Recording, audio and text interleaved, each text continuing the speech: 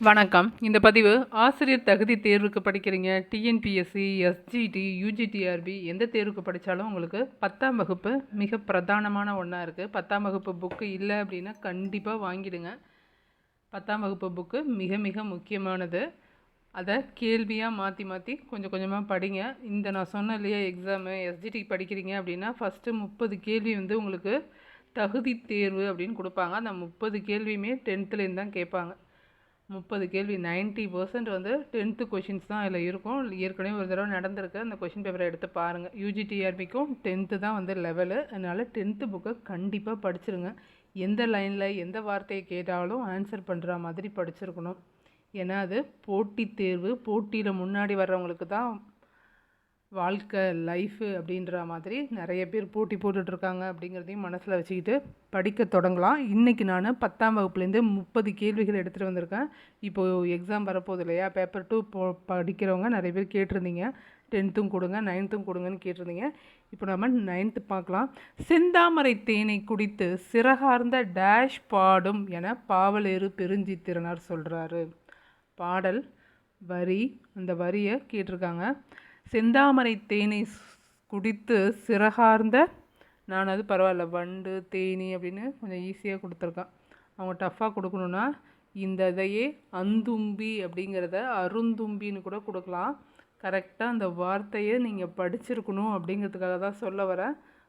செந்தாமரை தேனை குடித்து சிறகார்ந்த அந்தும்பி பாடும் அப்படின்னு சொல்லியிருப்பாரு நம்ம பாவலரேறு பெருஞ்சித்திரனார்.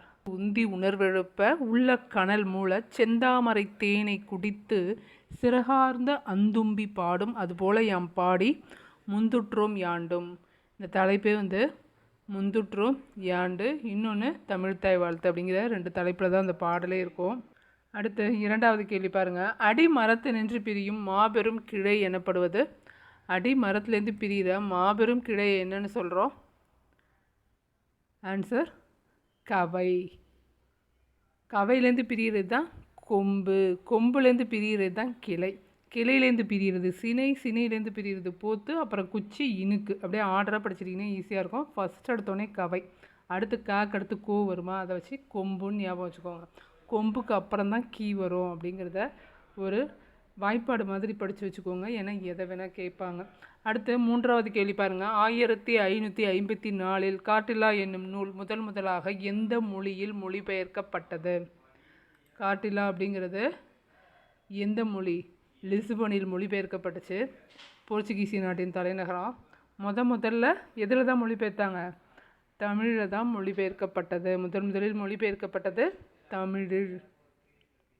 அடுத்து, உண்டாயின் பிறர் உண்ணத் தருவேன், இல்லாயின் டேஷ் இல்லம் தட்டுவேன். உண்டாயின் பிறர் உண்ணத் தருவேன், இல்லாயின் டேஷ் இல்லம் தட்டுவேன். அயலர் இல்லமா, நண்பர் இல்லமா?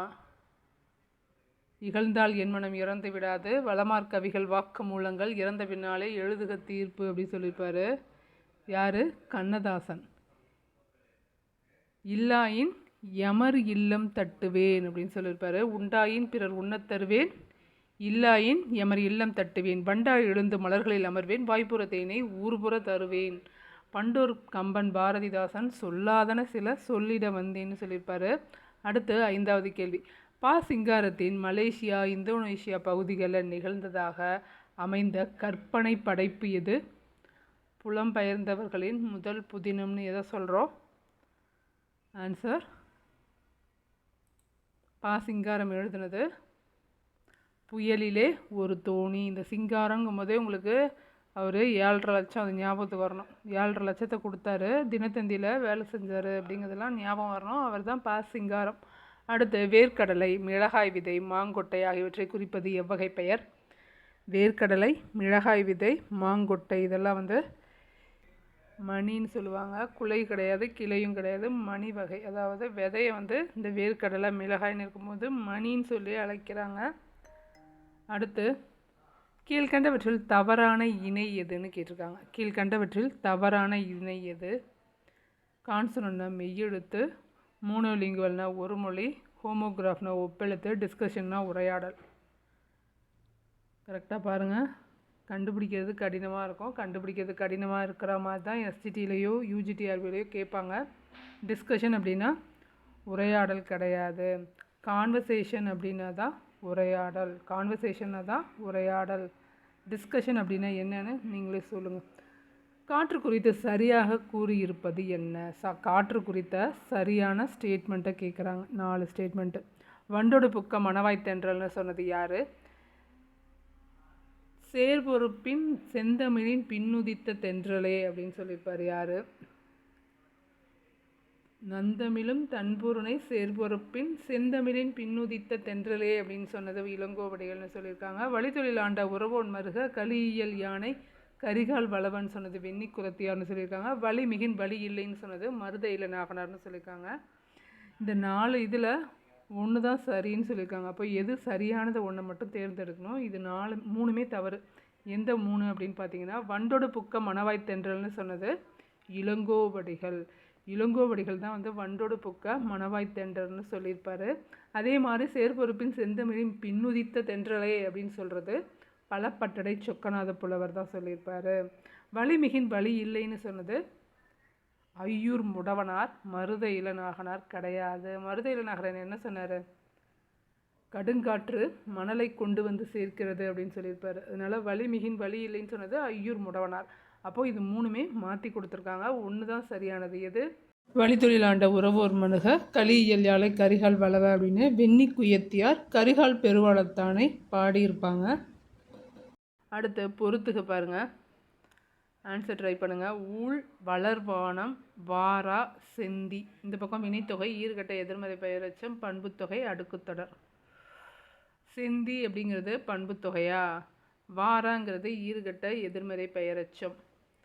வளர்வானம்ங்கிறது வினைத்தொகை. அப்போ ஊழ் மட்டும்தான் இருக்குது அப்படிங்கும்போது இது அடுக்குத்தொடர்னு ஈஸியாக கண்டுபிடிச்சிருவோம். இந்த ஊழில் ஒரே ஒரு வார்த்தையை கொடுத்துட்டு அடுக்குத்தொடர்னு கொடுத்துருக்காங்க. அதனால இது ரொம்பவே டிஃப்ரெண்ட்டாக இருக்குது. அதனால் படிச்சுக்கோங்க. ஊழுங்கிறது அடுக்குத்தொடர் தான் புக்கில் இருக்குது.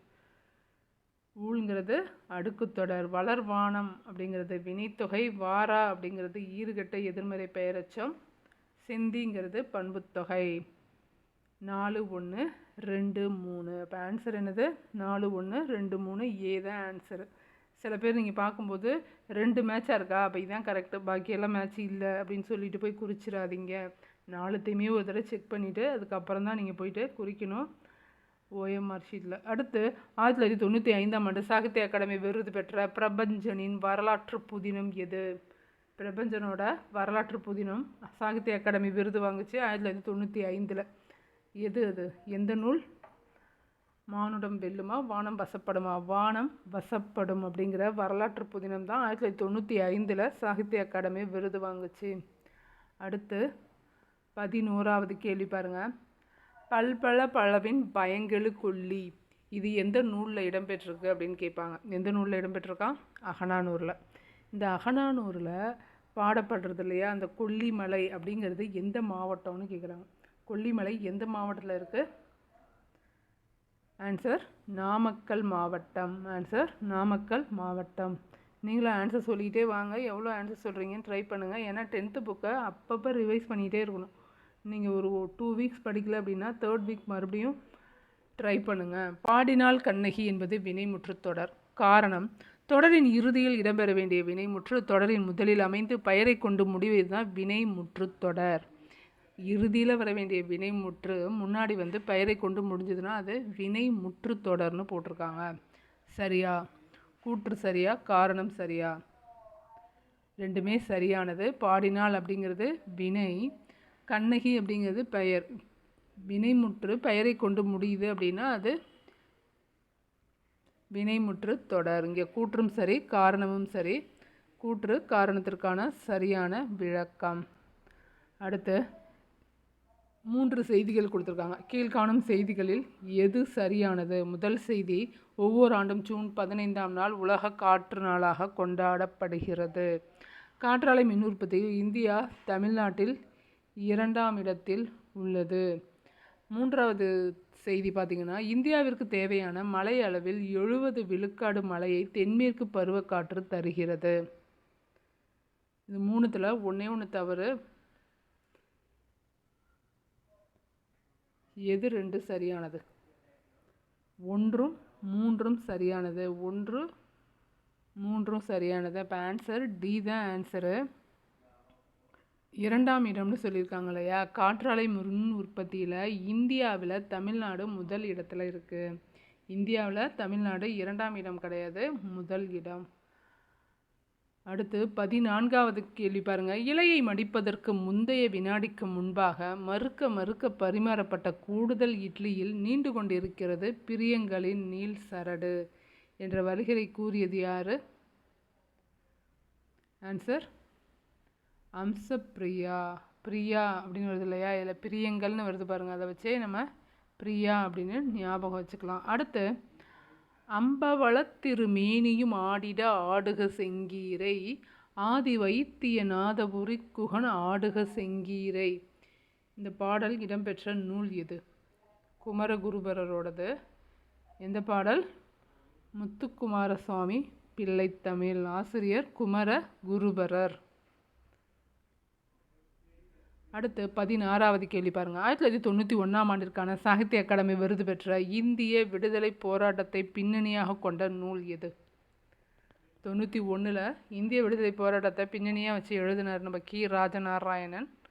எந்த நூல் அப்படின்னா கோபல்லபுரத்து மக்கள். கோபல்லபுரத்து மக்கள். அடுத்து ஓர் அகப்பை அன்னம் இலையிலிட வெள்ளி எழும் என்ற வரிகளை பாடியவர் யார்? ஓர் அகப்பை அன்னம் இலையிலிட வெள்ளி எழும் என்ற வரிகளை பாடியவர் யார்? ஆன்சர் காலமேக புலவர். நீங்கள் எக்ஸாம் எழுதியிருந்தீங்க அப்படின்னா கொஷின் பேப்பரை பார்க்குறதுக்கு முன்னாடி நீங்கள் புக்கை ஒரு மாதிரி பார்த்துருப்பீங்க. புக்கை இப்படி பார்த்து படிச்சிருப்போம். ஆனால் அவங்கள்ட்ட போயிட்டு அந்த கொஷின் பேப்பரை வாங்கிட்டு வந்து கொஷின் பேப்பரில் நமக்கு நிறைய ஆன்சர் தெரியலங்கும்போது திரும்ப நம்ம எடுத்து பார்க்கும்போது இந்த ஆங்கிளில் கூட இந்த பேராவை பார்க்கலாமா அப்படின்ற மாதிரி தோணும். அதனால் டிஆர்பியில் என்னென்ன கொஷின்ஸ் வச்சுருக்காங்களோ, நீங்கள் டிஆர்பி எக்ஸாம் தான் பண்ண போகிறீங்கன்னா டிஆர்பி கொஷினை முதல்ல எடுத்து ரெடி பண்ணி வச்சுக்கோங்க. பிரிண்ட்டாக வாங்குவீங்களோ இல்லை ஒரிஜினல் கொஷினை டவுன்லோட் பண்ணி படிப்பீங்களோ, ஆனால் டிஆர்பி கொஷினை படிச்சிருங்க. அப்போ தான் நீங்கள் புக்கை படிக்கிறதுக்கு உங்களுக்கு ஒரு புக்கை படிக்கிற முறையே உங்களுக்கு மாறும். அதனால் யாரெல்லாம் போட்டித் தேர்வுக்கு படிக்கிறீங்களோ அவங்க எல்லாருக்கிட்டையுமே டிஆர்பியோட எல்லா கொஷின் பேப்பரும் இருக்கணும். டெட்டு கொஷின் பேப்பரும் உங்கள் எல்லாட்டையும் இருக்கணும். எஸ்ஜிடி படிக்கிறவங்க எல்லாட்டையும் இருக்கணும். ரெடி பண்ணி வச்சுக்கோங்க.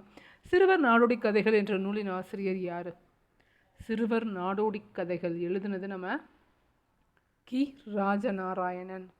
கீரா அப்படின்னு சொல்லுவாங்க. கி. ராஜநாராயணன். திருக்குறளில் இடம்பெறும் குறளின் கோடிட்ட இடங்களை நிரப்ப சொல்கிறாங்க. பார்க்கலாமா? டேஷ் பாடற்கு இயைபின்றேல் டேஷ் கண்ணோட்டம் இல்லாத கண். இந்த திருக்குறள் தெரியுமா உங்களுக்கு?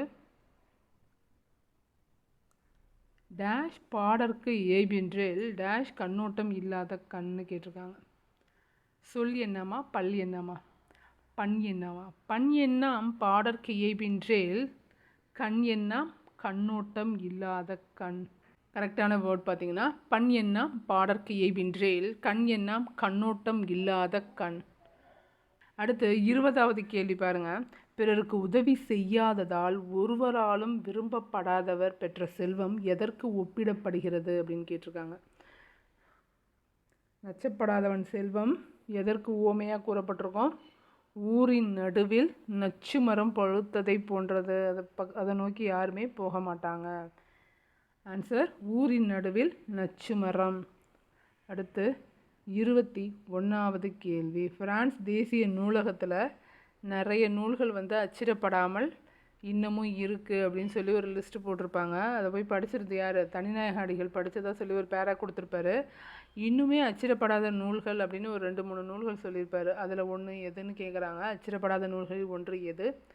சரளி புத்தகம் அதெல்லாம் கூட வரும். இங்கே வந்திருக்குது எதுன்னு சொல்லுங்கள் பார்க்கலாம். ஆன்சர் மாணிக்கவாசகர் பிழைத்தமிழ். மாணிக்கவாசகர் பிழைத்தமிழ் சரளி புத்தகம். அடுத்து 22வது கேள்வி பாருங்கள். அமெரிக்க கருப்பின பெண்மணி மேரி மேக்லியோட் பெத்யூன் அவர்களின் வாழ்க்கையை உனக்கு படிக்க தெரியாது என்ற தலைப்பில் நூலாக படைத்தவர் யார்? என்ற தலைப்பில் நூலாக படைத்தது யார்? ஆன்சர் கமலாலயன். ஆன்சர் கமலாலயன். அடுத்து 23வது கேள்வி. பின்வரும் கூற்றில் தவறானது எதுன்னு கேட்டிருக்காங்க. பால் என்பது திணையின் உட்பிரிவு ஆகும். இது 5 வகைப்படும். பால் என்பது திணையின் உட்பிரிவு. இது 5 வகைப்படும்னு கொடுத்துருக்காங்க. உயர்திணைக்குரிய பால் ஆண்பால், பெண்பால், பலர்பால். அஃறிணைக்குரிய பால் தன்மை, முன்னிலை, படர்க்கைன்னு 3 வகைப்படும்னு கொடுத்துருக்காங்க. அஃறிணை பலவற்றை குறிப்பது பலவின்பால்னு கொடுத்துருக்காங்க. இதில் ஒன்று தவறானது எதுன்னு உங்களால் கண்டுபிடிக்க முடியுதா பாருங்கள். அஃறிணையின் பால் தன்மை முன்னிலை, படர்க்கைன்னு 3 வகை இருக்கு இல்லையா, அது மட்டும் தவறானது. முன்னிலைங்கிறது இடத்தை குறிக்கும். இடம் 3 வகைப்படும்ல வரும் இது. அதனால் சி மட்டும்தான் தவறு, பாக்கியெல்லாம் சரியானவை.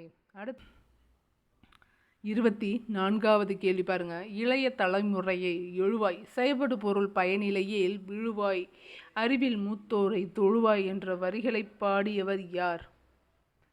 இந்த வரியை பேசுனது யார்? கலைஞர் கருணாநிதி. அடுத்து 25வது கேள்வி.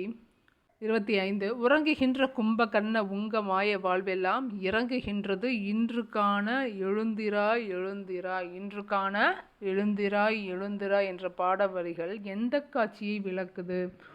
உறங்குகின்ற கும்பகர்ண உங்க மாய வாழ்வெல்லாம் இறங்குகின்றது இங்கு காண எழுந்திராய் எழுந்திராய் அப்படிங்கிறது ஈஸியான கேள்விதான். என்ன காட்சி? இது உலக்க இடிக்கிற சந்த நயத்தில் இருக்கும்.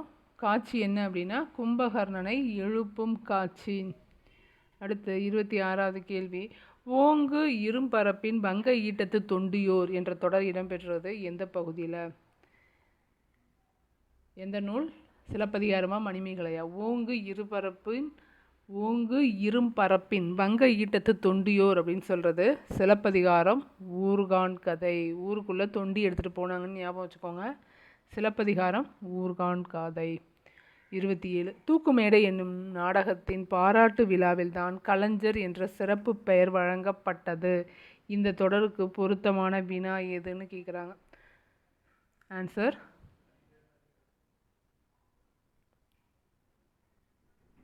கலைஞர் என்ற சிறப்பு பெயர் எப்போது வழங்கப்பட்டது தான் அதுக்கான சரியான வினா. வினா ரெடி பண்ண சொல்கிறாங்க. கலைஞர் என்ற சிறப்பு பெயர் எப்போது வழங்கப்பட்டது? எப்போது? தூக்குமேடை என்ற நாடகத்தின் பாராட்டு விழாவில். அடுத்து 28வது கேள்வி பாருங்கள். தமிழ்நாட்டின் வழிவழி நாடக முறையான கூத்துக்கலையின் ஒப்பனை மற்றும் கதை சொல்லும் முறைகளை எடுத்துக்கொண்டு புதுவிதமான நாடகங்களை உருவாக்கியவர் யார்? முத்துசாமி. ஆன்சர் முத்துசாமி. கலைஞாயிறு என்று அழைக்கப்படுறாரு. 29 பாருங்கள். இன்மையில் இன்னாதது யாதெனில் இன்மையின் இன்மையே இன்னாதது என்ற குறளில் இடம்பெற்றுள்ள அணி என்ன? ஆன்சர் இன்மையில் இன்னாதது யாதெனில் இன்மையில் இன்மையே இன்னாதது. சொல்லும் பொருளுமே ரிப்பீட் ஆகிருக்கு. அப்போது சொற்பொருள் பின்வரு நிலையணி. 30வது கேள்வி பாருங்கள். நெல்லை அறுவடை செய்து காக்கும் உழவர்கள் நிற்போர் மீதேறி நின்று கொண்டு மற்ற உழவர்களை நாவலோ என்று அழைக்கும் வழக்கம் எந்த நாட்டிற்குரியதுன்னு கேட்டிருக்காங்க. முத்தொள்ளாயிர பாடலில் 3 சீன்ஸை சொல்லுவாங்க. சேரனுக்கு ஒரு சீனு, சோழனுக்கு ஒரு சீனு, பாண்டியனுக்கு ஒரு சீனுன்னு சொல்லுவாங்க. அல்லர் பழனத்து அறக்காம்பல் வாயவில அப்படிங்கிறது சேரருக்கு. நெற்போர் மேலே ஏறி நின்றுக்கிட்டு நாவலோ நாவலோ அப்படின்னு கத்துவாங்க. நாவலோன்னா என்ன மீனிங்கு? நாள் வாழ்க அப்படின்னு குறிக்கிற மாதிரியான ஒரு நற்சொல். இது எந்த நாட்டுக்கு உரியது அப்படின்னு சொல்லுங்கள். நீங்கள் தான் இதுக்கு ஆன்சர் சொல்லணும். இதோட 30 கேள்விகள் முடியுது. தொடர்ந்து பயிற்சி பண்ணுங்கள். நீங்கள் எந்த மாதிரியான பதிவு கேட்டாலும் அந்த மாதிரியான என்னால் முடிஞ்ச பதிவை நான் ரெடி பண்ணி கொடுக்குறேன். தொடர்ந்து கவனிங்க, தொடர்ந்து படிங்க. நன்றி, வணக்கம்.